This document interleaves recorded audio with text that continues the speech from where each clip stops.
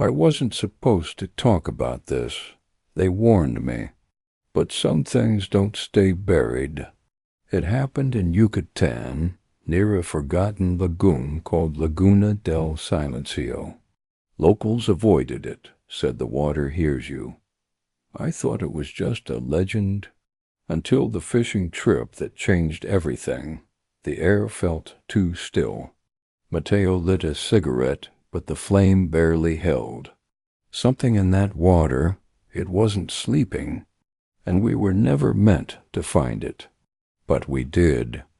My cousin Mateo and I went there in June 2021. He loved remote places. The weirder, the better. The lagoon was beautiful too, quiet. No birds, no wind. We cast our lines before sunset. That's when I noticed the ripples. Something was moving. But the water was still, like it was holding its breath. Mateo said maybe it was a big catfish. I wasn't so sure. I felt watched. That silence, it wasn't peaceful. It was like a warning. And we didn't listen. Mateo joked. Maybe we'll catch the devil himself. I laughed. But inside, I felt something was off. My reel tugged hard. Whatever it wasn't fighting like a fish. It was slow, heavy, almost deliberate. I pulled with both hands, and something broke the surface. At first, I thought it was driftwood. Then I saw it had eyes. Not blinking, not alive, just there watching. Mateo stepped back. I kept holding the line, frozen. That thing. It had a face. It wasn't a fish. It was a mask. Old, wooden, covered in moss and river gunk. Looked Mayan. Mateo picked it up and froze. I've seen this before, he whispered. His hands trembled. I didn't believe him until I heard a splash behind us. A deep one. Not like a fish jump. More like something surfacing. We spun around nothing. Just those still waters. But the ripples kept going. Something had moved, and it wasn't far. That mask felt like it was waiting. We turned fast, nothing, but the water was bubbling. Mateo dropped the mask. He said we should leave. I agreed, but then we saw them footprints, bare feet, large and wet, leading from the water to our cooler, and then stopping, just stopping, like someone walked out and vanished into thin air. The ground was too dry for prints to last, but they were fresh. Mateo took a photo. Later, the image was just black. The lagoon didn't want to be seen. We packed fast, but as we backed away, the water made a sound I'll never forget. A deep, gurgling voice, like a whisper underwater. Mateo froze. His eyes locked on something behind me. I turned, and there it was, half submerged, watching. Just eyes above the surface. Black, wide, unblinking. We didn't speak, we just ran, but even as we sprinted, I felt it following. Not through the woods, through the water. It moved with us, like it knew exactly who we were. I couldn't make out its face, only eyes. Huge, black, and still, like it wasn't blinking or breathing. Then it slowly sank back into the lagoon. We ran. We didn't even reel our lines back in, but as we reached the truck, Mateo said something strange. "It remembers me," he mumbled. I asked what he meant. He didn't answer, just kept looking back, like something was behind us, like something was waiting, and deep down I knew he was right. He said, "It remembers me?" I asked what he meant. He didn't answer. He just stared at the mask, which was somehow back in the boat. I swear we left it behind. But it was wet, sitting there like it never left. Mateo refused to touch it. "We need to return it," he whispered. That night we stayed in a motel. I couldn't sleep. The air felt heavy, like breathing through water. And outside our window wet footprints again. But we were on the second floor. On the drive back, Mateo was silent. That night I heard him whispering in his sleep words I couldn't understand. They didn't sound Spanish or human. He woke up screaming, drenched in sweat. "It's inside the water," he kept saying. "It watches when you forget." I asked who it was. He looked at me with the most terrified eyes I've ever seen and said, "It's older than the jungle, older than God, and now it wants something back." He never told me what. The next day I checked the mask again. Inside the mouthpiece was a tiny bone. I took a photo, nothing showed up, just black.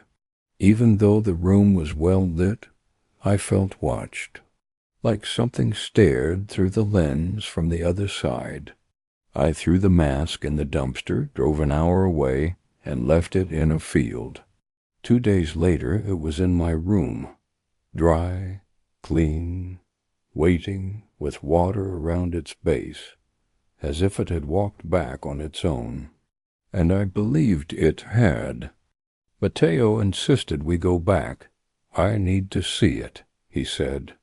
I refused, but he left that night, alone. I never saw him again. They found his shoes dry, side by side on the edge of the lagoon, as if he stepped out of them and walked in barefoot. No drag marks, no struggle, just gone.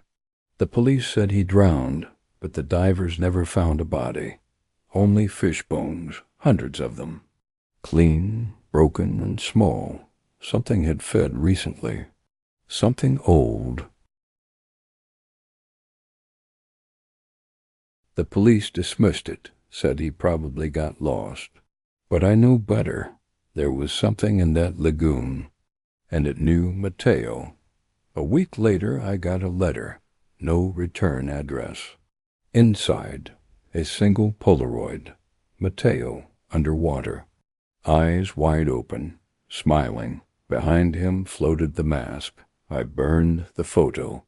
But the next morning it was back on my desk, the ink smeared. The smile was gone.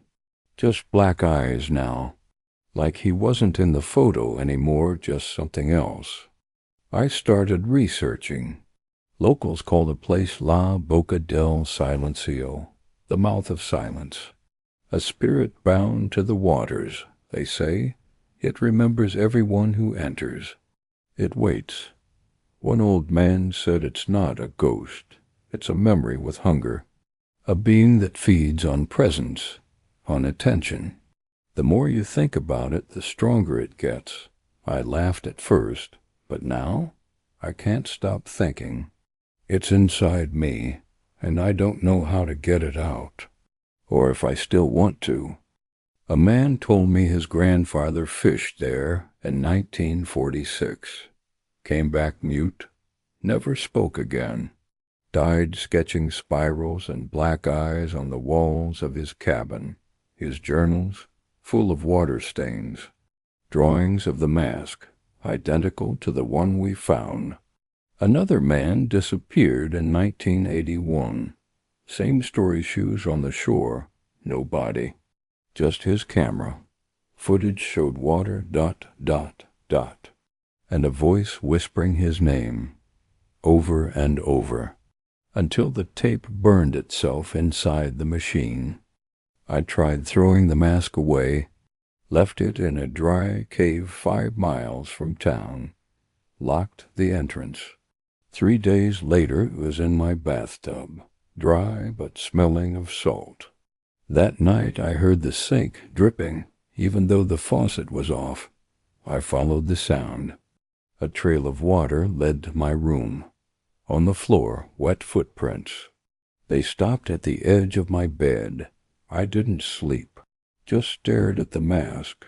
It didn't move, but I swear it was smiling. I took the mask to a church. The priest wouldn't touch it. said it wasn't from this world. He buried it behind the altar, prayed over it for hours. That night the church flooded, only the altar was dry. They found him the next morning, face down in holy water, drowned in a bowl. The mask was gone.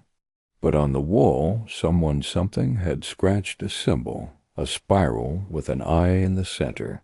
It looked alive, and it was still dripping wet.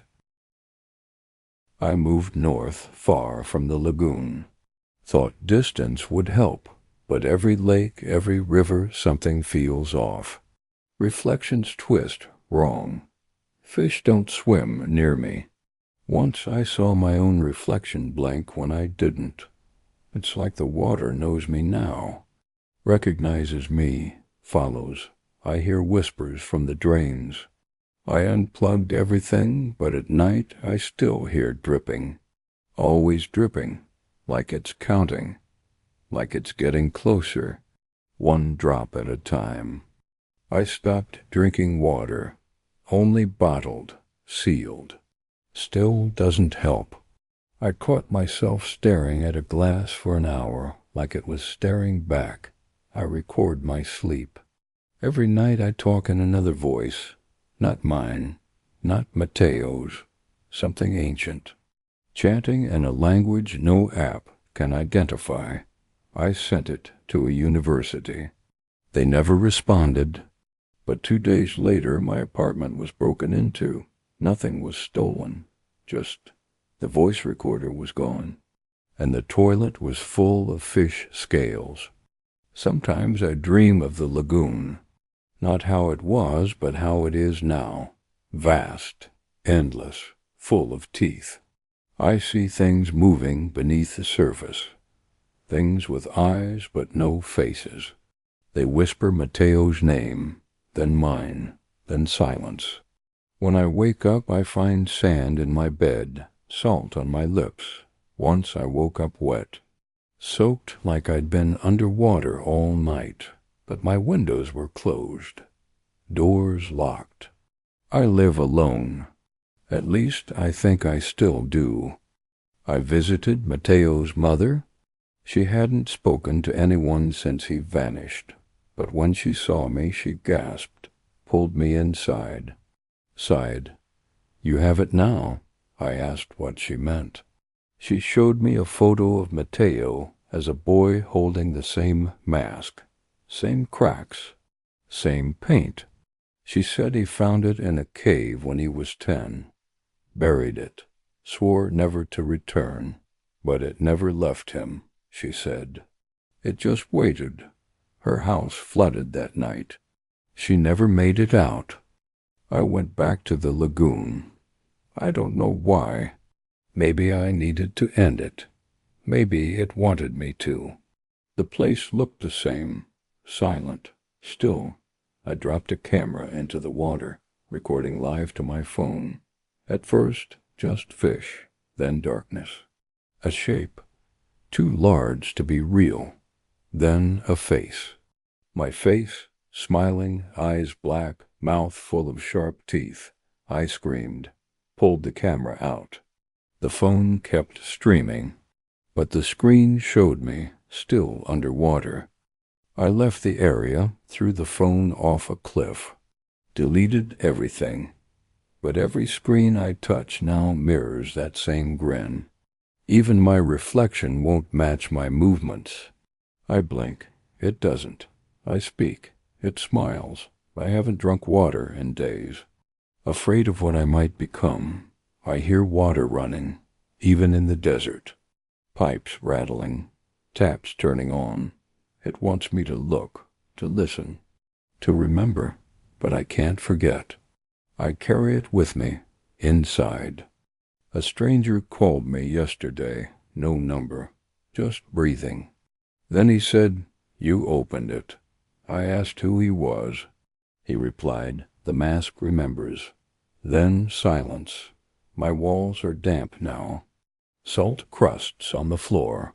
The light bulbs flicker with a wet sound.